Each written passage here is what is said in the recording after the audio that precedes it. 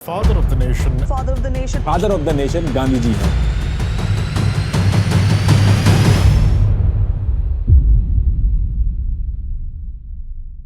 कि प्रैक्टिकल नहीं थे गांधी जी। गांधी जी ने सारे एफर्ट्स पंप किए हिंदू मुस्लिम यूनिटी के लिए, उसका नतीजा क्या निकला? हमारा देश विभाजित हो गया। गांधी जी के बारे में तो बड़ा स्पष्ट ही है कि गांधी जी कभी भी इसके फेवर में नहीं थे, सभी जानते हैं, हिस्ट्री में बड़ा स्पष्ट है।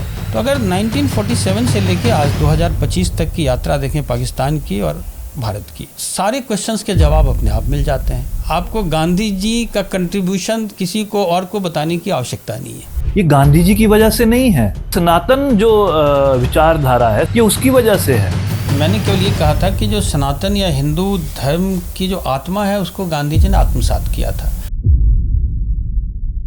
सर ने माना कि गांधी जी में भी गलतियां रही हैं। सो मेरा प्रश्न यही है कि जिस इंसान में गलतियां थी, क्या उसको लार्जर देन लाइफ बनाना आज के परिप्रेक्ष्य में क्या ये रेलेवेंट है? टू आर इज ह्यूमन, भगवान राम की बात आई कि उन्होंने, भगवान राम तो एक आइडियलिज्म की मिसाल थे, वो एक अलग विषय है। लेकिन गांधी जी पे हम बात करें तो जिस इंसान में गलतियां थी उसको राष्ट्रपिता बोलना कितना आज की डेट में रेलेवेंट है। दूसरा, सर ने कश्मीर की बात करी कि गांधी जी के कारण मुस्लिम जो प्रिंसली स्टेट्स थी उन्होंने मंजूर किया। मैं इसमें बिल्कुल भी सहमत नहीं हूँ सर से, क्योंकि every resistance was dealt with an iron rod. मुझे लगता है कि जैसे हैदराबाद का एग्जांपल है हमारे सामने, बाकी स्टेट्स का जिन्होंने प्रतिरोध किया भारतवर्ष का पार्ट होने के लिए, उसको पटेल जी ने डील किया विद आयरन फिस्ट। और रही बात शेख अब्दुल्ला का, सर ने जिक्र किया, तो Sheikh Abdullah was also very close friend of Jawaharlal Nehru, और सॉफ्ट कॉर्नर था तो वो शेख अब्दुल्ला जी के लिए नेहरू जी का, वो बातें अलग से हैं। तीसरी बात, ब्रह्मचर्य की बात आई। ये कौन सा ब्रह्मचर्य है? सर ने खुद ही माना कि उन जो दो फीमेल्स उनके साथ में थी, सनातन धर्म में कहाँ ये लिखा है कि ब्रह्मचर्य का पालन इस तरह से किया जाएगा? ये मेरा आज भी प्रश्न है कि क्या ब्रह्मचर्य का पालन करने के लिए ये वे आउट अच्छा है? आज आपको लगता है कि सनातन धर्म के जो आइडियल्स हैं उनको ध्यान में रख के आपने सनातन धर्म के आइडियल जो हैं उनको एक अपना आइडियल मान के आपने ब्रह्मचर्य का पालन किया है? आप देखिए, उन फीमेल्स की तरफ से सोच के देखिए। सो सबका ऑब्जेक्शन था, उसमें ऑब्जेक्शन था पटेल जी का, नेहरू जी का, क्या इस तरह की लाइफ जीना ठीक है, आइडियल थे वो, लेकिन आइडियल कहाँ तक बन पाए? आइडियल तो भगवान होता है जिसमें कोई कमी नहीं होती है, मुझे ये लगता है पर्सनली। सो दर्शकों को ये सोचने की जरूरत है कि क्या लार्जर देन लाइफ, मैं बार बार शुरू से बोल रहा हूँ, लार्जर देन लाइफ किसी का महिमा मंडन करना, उसको राष्ट्रपिता कहना, जिस इंसान में कमियां हो उसको इस तरह से आज भी उसके आइडियल्स को एक महिमा मंडित करना, उसके बेस पे ये बोलना कि हमने, कांग्रेस ने आज़ादी दिलवाई, कहाँ तक उचित है? पंकज जी के साथ I have been agreeing, but इसमें उन्होंने जो कहा कि उनके अंदर कमियां थी और इसलिए हम उनको कैसे फादर ऑफ द नेशन कह सकते हैं, मैं इसमें सहमत नहीं करूंगा, क्योंकि हर इंसान में कोई ना कोई कमियां हैं। कोई संपूर्ण, कोई पूर्ण नहीं है कि ये सब कुछ उसमें मिलेगा। अगर पूरा मिल जाएगा तो वो भगवान बन जाएगा, और उन्होंने कभी कहा ही नहीं कि मैं भगवान हूँ। बाकी दूसरा ब्रह्मचारी का जो है, ब्रह्मचारी वाला रोल है, it's a negative which gets again, Jha ji भी उसमें उन्होंने एग्री करा है कि वो एक नेगेटिव था उनके लाइफ में जो उन्होंने करा। बट एनीवे, वो उनकी अपनी सोच थी, क्योंकि हमारे अंदर भी गुरु ने कभी भी नहीं कहा कि आप ब्रह्मचारी का वो करो। आप, उन्होंने कहा घर गृहस्थी होनी चाहिए, साथ में पाठ पूजा भी करोगे, साथ में जरूरत पड़ी तो शस्त्र भी उठाओगे, लेकिन ब्रह्मचारी बन के कोई सोल्यूशन नहीं है। That is what I feel. जो पंकज जी ने कहा, पुन्नू जी ने कहा, वो बिल्कुल कुछ हद तक सही है। कुछ बहुत सारे ऐसे आयाम हो सकते हैं किसी के व्यक्तित्व के जिसको हम शायद उससे सहमत ना हो। कई बार जब हम एक अंतराल के बाद पोस्टमार्टम करते हैं किसी चीज़ को या उसको देखते हैं तो कॉन्टेक्स्ट बदल जाता है। अभी परिस्थितियां जैसे आज की डेट में बदल गई। 1947 का जो देश था और आज का देश, उसमें सोच में, वैज्ञानिक प्रगति में, देश के आर्थिक तरक्की में बहुत सारे परिवर्तन आ गए हैं। हमारे सामने पाकिस्तान का इतिहास है, बांग्लादेश का है, अपने देश का है, तो ये सब चीज़ें बदली हैं, लेकिन गांधी जी हमेशा रेलिवेंट है। आपको एक बात माननी चाहिए कि बार बार ये जिक्र आता है कि गांधी जी को हम लोग राष्ट्रपिता क्यों कहें। गांधी ये कोई डिनाई नहीं करता कि सबके रोल रहे हैं। सरदार भगत सिंह के भी रोल उतने ही रहे जितने गांधी जी के थे, नेताजी के भी रोल रहे, नेहरू जी का भी रहा, और जितने थे, इसमें कहीं कोई दो मत नहीं है कि एक टोटल एफर्ट्स था, एक कंप्लीट एफर्ट था। चाहे वो अब सोच अलग अलग थी, विचारधाराएं अलग अलग थी, उसको एग्जीक्यूट करने के तरीके अलग अलग थे, लेकिन गांधी जी एक सर्वमान्य नेता थे। नेताजी सुभाष चंद्र बोस INA में गए और वो गांधी जी से उनका बहुत विरोध था। उन्होंने एक अपनी आर्मी बनाई और उस सेकेंड वर्ल्ड वॉर में अंग्रेज़ों के खिलाफ लड़ने चले गए, बर्मा तक, रंगून तक पहुंच गए। और आपको पता है जब INA से वापस आए, INA के लोग वापस आए नेताजी के डेथ के बाद, तो गांधी से जाके मिले, कई बार मिले, और INA के लोगों ने जाके गांधी जी से कहा, सुभाष चंद्र बोस ही कहा करते थे कि हम लोग अभी आर्म्स लेकर के, हथियार लेकर के अंग्रेज़ों के खिलाफ आज़ादी की लड़ाई लड़ रहे हैं, लेकिन एक बार हम सफल हो गए तो हम एक बार देश वापस जाएंगे तो हम अपने हथियार रख करके और गांधी जी के नेतृत्व में अहिंसा का पालन, जब देश की बात आएगी तो फिर वहाँ जाकर अहिंसा करेंगे।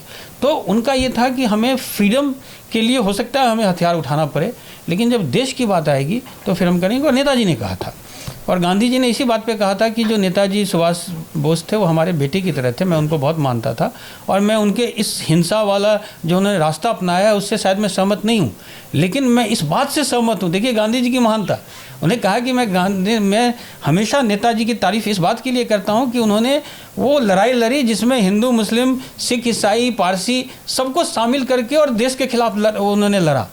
तो वो जो एक यूनिटी का जो मैसेज उन्होंने पूरे देश को दिया, लड़ रहे थे वो बर्मा में और वहाँ पे, लेकिन जो मैसेज देश में आया यूनिटी का, वो एक बहुत बड़ा कंट्रीब्यूशन। तो वहाँ भी वो समावेशी चीज़ तलाश रहे थे कि वहाँ हिंदू मुस्लिम यूनिटी की बात कर रहे थे, और उन्होंने कहा कि इस वजह से मैं नेताजी को बहुत मानता हूँ, सुभाष चंद्र बोस को बहुत मानता हूँ।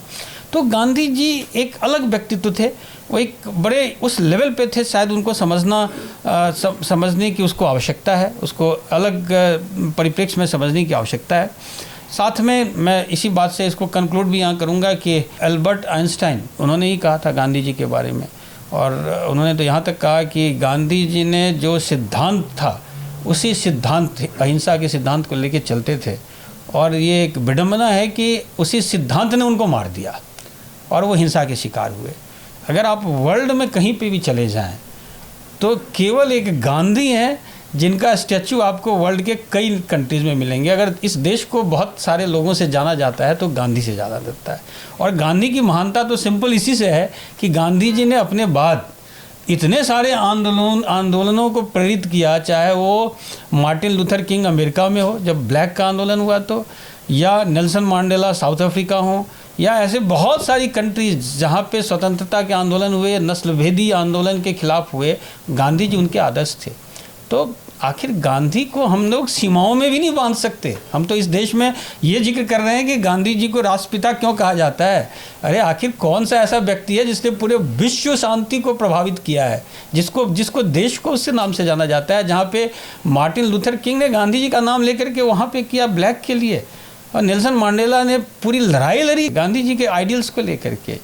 तो ये तो पूरे जो अफ्रीका के आंदोलन, दूसरे देशों के आंदोलन गांधी के विचारधाराओं से प्रेरित होकर के किया है। तो उससे ज़्यादा बड़ा व्यक्तित्व तो क्या हो सकता है। मैं ये नहीं कहता कि सिंगल हैंडेडली उन्होंने आज़ादी दे दी हो, ऐसा नहीं है। सबका एक कोलैबोरेटिव जो है वो एफर्ट था, सबने मिल करके किया, एक संगठन था, उसमें सभी शामिल थे। चाहे वो गांधी जी के विचारधारा से जो विरोधी थे वो भी शामिल थे, चाहे उसमें कितने, आखिर वो भी, वीर सावरकर भी तो जेल में रहे, क्या वो शामिल नहीं थे? क्या वो भी थे? उनकी लड़ाई भी अपनी जगह पे सही थी, वो भी लड़ रहे थे, अंग्रेज़ों से लड़ रहे थे, उन्होंने भी अपनी स्ट्रेटजी अपनाई, कोई नहीं कहता कि उन्होंने नहीं अपनाई। तो सावरकर जी भी थे, बाकी लोग थे, तो उनका भी कंट्रीब्यूशन है।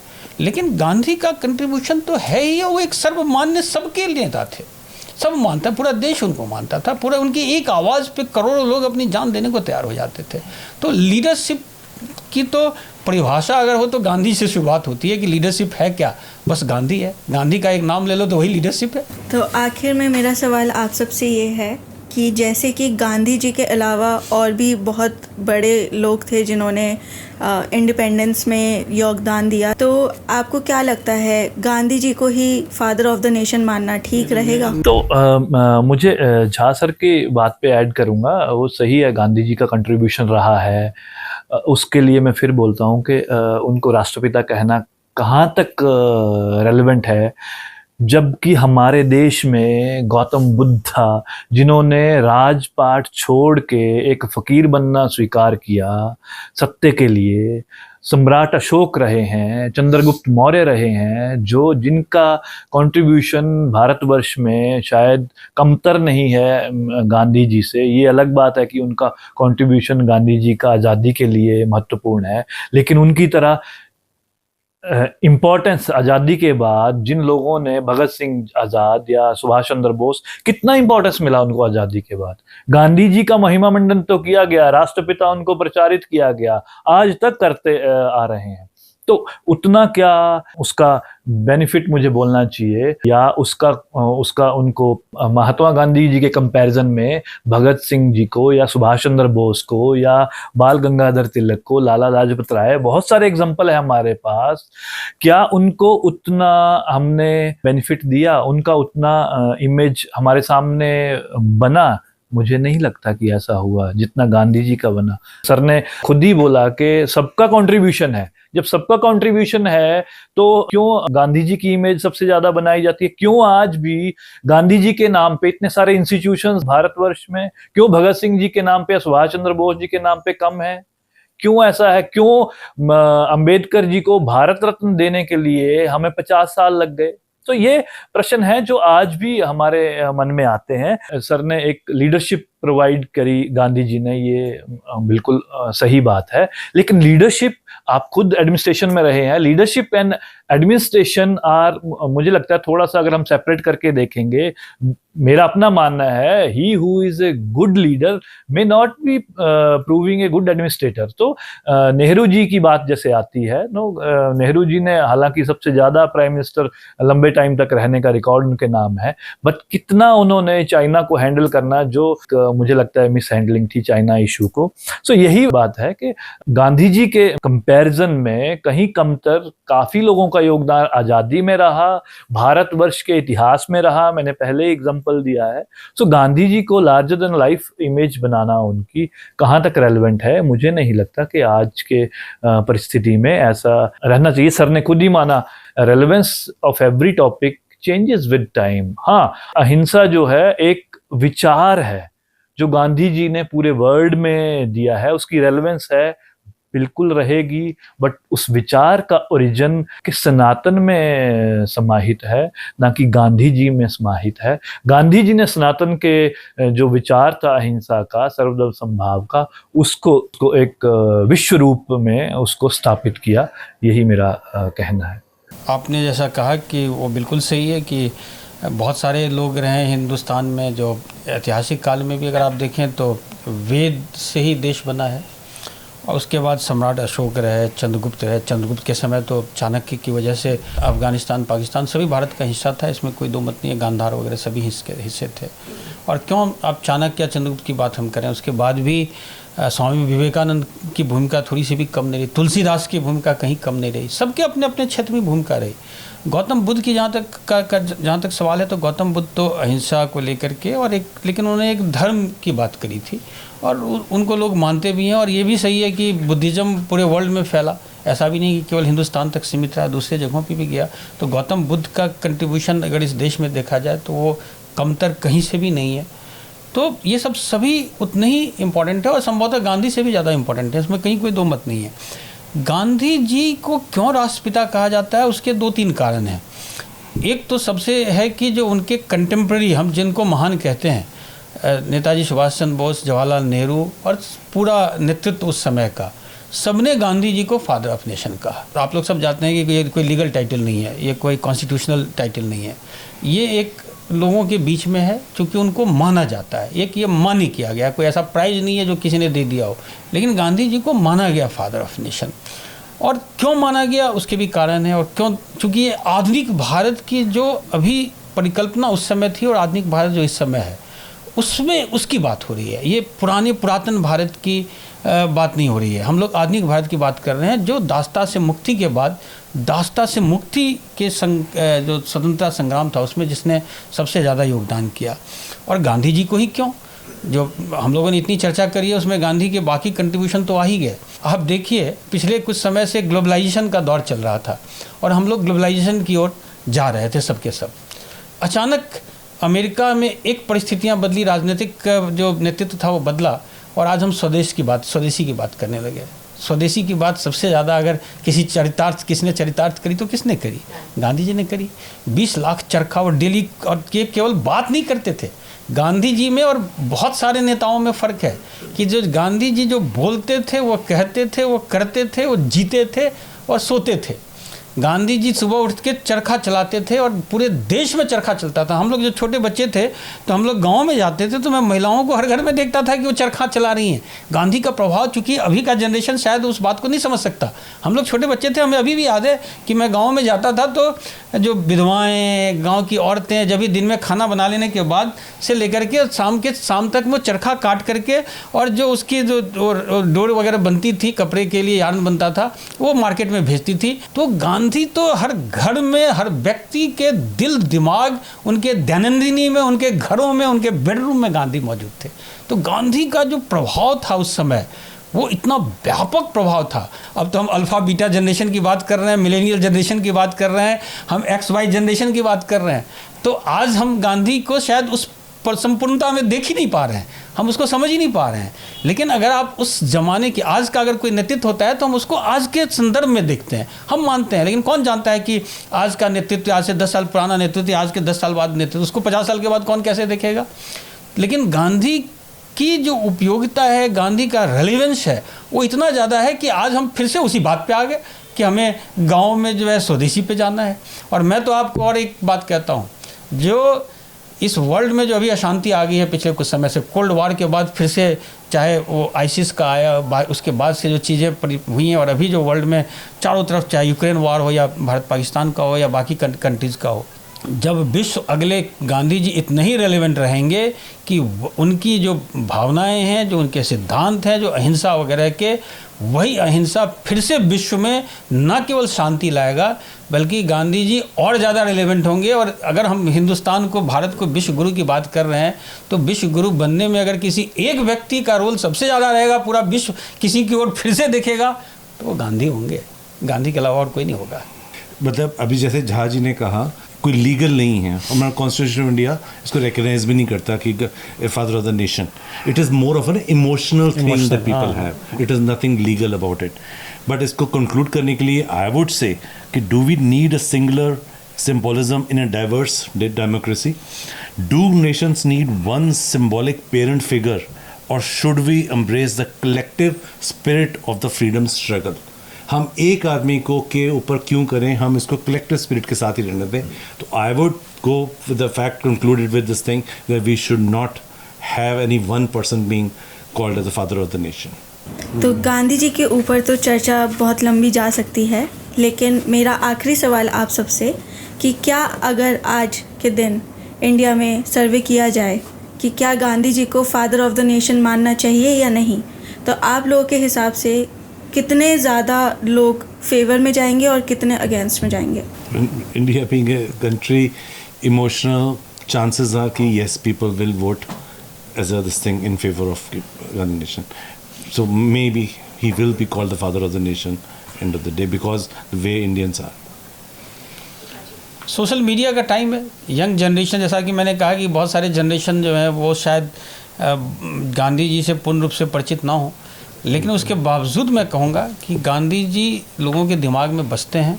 और नया जनरेशन जो है वो हो सकता है कि उनको संपूर्णता में ना देखे, लेकिन जब चर्चाएं होंगी, अगर ऐसा आप जैसा कह रहे हैं कि अगर सर्वे हो तो ये सब सारे इश्यूज आएंगे और तब शायद वो उस नज़रिए से देखेंगे, विश्व के नज़रिए से भी देखेंगे, एल्बर्ट आइंस्टाइन की नज़रों से भी देखेंगे, टॉल्स्टॉय के भी नज़रों से देखेंगे, चार्ल्स चैपलिन की नज़रों से भी देखेंगे।